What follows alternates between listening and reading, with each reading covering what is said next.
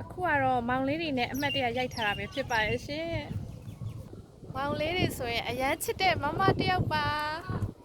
ယိုမောင်လေးတွေအများကြီးပဲကြည့်လိုက်ဦးမောင်လေးတွေအများကြီးပဲမောင်လေးတွေအများကြီးပဲမောင်လေးတွေအများကြီးပဲဒီမောင်လေးနဲ့တပုံလောက်တွဲရိုက်မယ်နော်ဒီမောင်လေးနဲ့တပုံတွဲရိုက်ပြီနော်ဒီဘက်လဲပါမောင်လေးဒီဘက်လဲပါမောင်လေးတွေဘယ်လောက်တောင်များလဲတစ်ချက်ချို့အိုးအများကြီးပဲနော်မောင်လေးတွေရှိတဲ့နေရာကိုမမရောက်နေရပဲဖြစ်ပါရဲ့နော်ကြည့်လိုက်မောင်လေးတွေအများကြီးရှိရယ်နော်မောင်လေးတွေအများကြီးရှိနေရောက်နေရပါမောင်လေးတွေကိုချစ်တဲ့